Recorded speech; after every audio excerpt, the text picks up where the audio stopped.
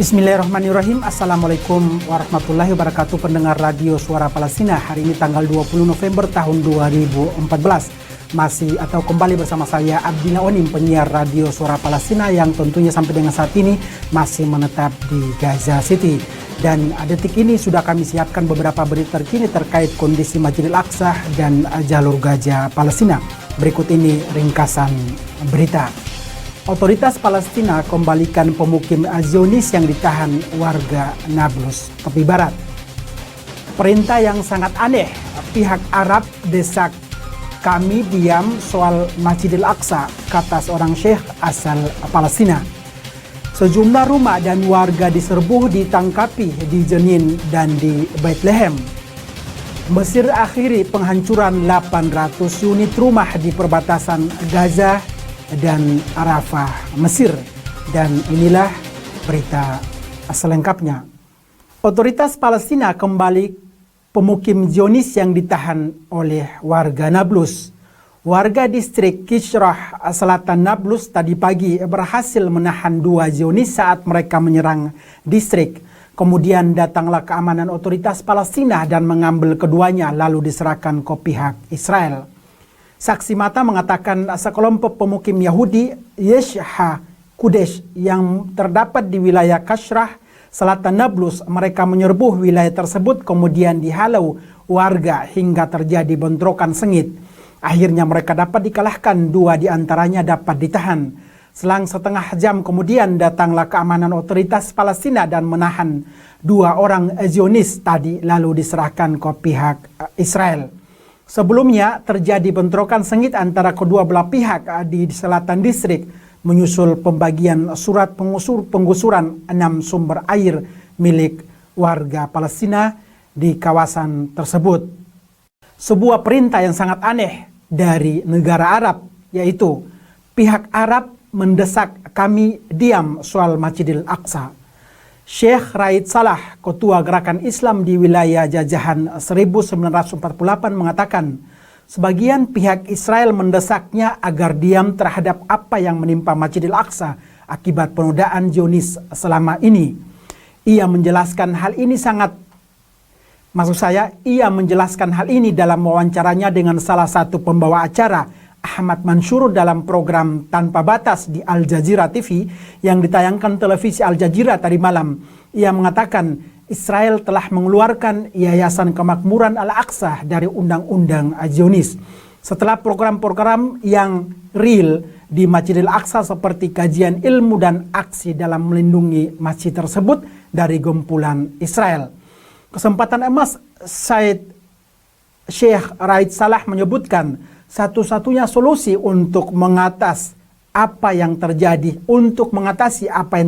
di Masjid Al-Aqsa akibat eskalasi Zionis adalah dengan menyingkirkan penjajahan di sana, karena rakyat tepi barat tidak akan tinggal diam terhadap apa yang menimpa Masjidil Aqsa. Mereka pasti menginginkan tempat suci mereka serta kota sucinya bersih dari semua penodaan yang dilakukan oleh Zionis Israel yang terjadi di kota Hebron dan di wilayah Nablus. Sejumlah rumah dan warga diserbu dan ditangkap di Jenin dan Bethlehem. Tentara Zionis tadi pagi melancarkan serangkaian penangkapan dan penggeledahan secara besar-besaran di sejumlah wilayah di tepi barat. Mereka juga menangkapi sejumlah warga Palestina. Koresponden Palestina di tepi barat menyebutkan tentara Zionis menyerbu Jenin dan kota pengungsian serta sejumlah distrik mereka, melakukan penyisiran di wilayah tersebut dan menahan 2 orang. Sumber lokal menyebutkan sejumlah personil Zionis mengepung kamp pengungsian tadi pagi. Mereka menggerebek sejumlah wilayah dan melakukan. Sumber menambahkan 2 pemuda, Abdurrahman Khalil 21 tahun dan Ahmad Mahmud 22 tahun ditangkap. Mereka bahkan merusak rumah keduanya. Dan kita beralih ke berita yang datang dari wilayah Mesir, sekaligus menutup perjumpaan kita untuk malam hari ini. Mesir akhiri penghancuran 800 unit rumah di perbatasan Gaza dalam 2 hari. Seorang pejabat Mesir di Provinsi Utara Sinai mengatakan bahwa tidak lama lagi akan diakhiri penghancuran rumah-rumah yang tersisa di perbatasan Rafah, jalur Gaza. Sementara itu, pasukan bersenjata Mesir mengumumkan sedang memperluas kawasan pembongkaran di perbatasan Rafah sejauh 500 meter lagi sehingga menjadi 1 kilometer. Para pakar memprediksi zona steril di perbatasan akan mencapai 5 km setelah selesainya tahap pertama. Proses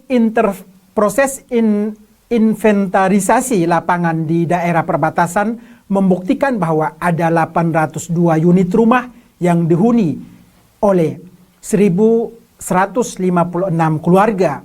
122 diantaranya rusak karena berada di samping terowongan dan 87 rumah yang di bawahnya ada terowongan yang dihancurkan sebelumnya. Sampai saat ini sudah dihancurkan lebih dari 700 unit rumah di zona steril dan diberikan ganti rugi senilai 63 juta pound Mesir sampai sekarang. Militer Mesir mengatakan pasca penghancuran 709 unit rumah di perbatasan Rafah dan pengusiran penghuninya tinggal 93 rumah. Demikian kabar terkini dari jalur Gaza Palestina. Abdillah Onim untuk pendengar Radio Suara Palestina. Wassalamualaikum warahmatullahi wabarakatuh.